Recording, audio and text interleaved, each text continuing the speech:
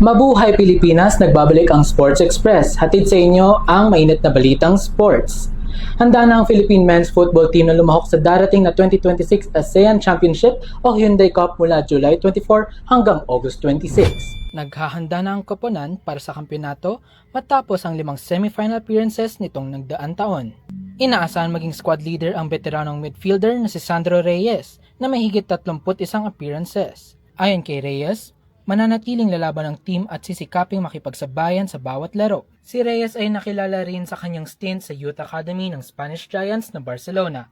Nagtibay sa kanyang reputasyon bilang isa sa batikang manlalaro ng Pilipinas. Pinamumunuan ng kanilang coach na si Colm Roca na kamakailan lamang nag-debut para sa Pilipinas at nakapuntos ng opening goal sa 5-1 friendly win kontra against Guam. Sabik ang koponan sa kanilang unang pagsabak sa pinakamalaking tournament ng Southeast Asia. Sa kanilang youthful lineup at kamakailang laban, may sapat silang kumpiyansa at pananalig na makagawa ng kasaysayan at makamit ang tagumpay. Abangan ang kanilang unang laro sa July 28 laban sa Myanmar sa New Clark City Athletic Stadium sa Capas, Tarlac. Muli, ako si Antonio Buen at ito ang Sports Express, where every play matters.